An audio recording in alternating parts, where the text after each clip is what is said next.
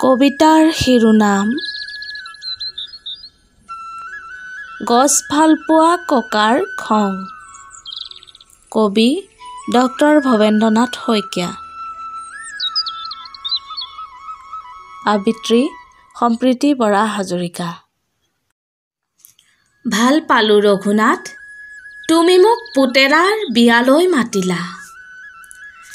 পিছে ৰভাখন দিবলৈকে আমলখি গছজোপা কিয়নো কাটিলা? আলহী অতিথি যাব, ৰভা নাইকিয়া হ'ব, বোৱাৰীয়ে ঘৰখন দিবহি পুৰাই। পিছে কোৱাচোন ৰঘুনাথ, আমলখি গছজোপা সহজতে পাবানে ঘূৰাই?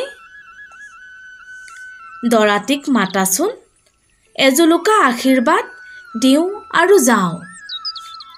গছজোপা কটা বাবে লুচি ভাজি ৰসগোল্লা একোকে নাখাওঁ।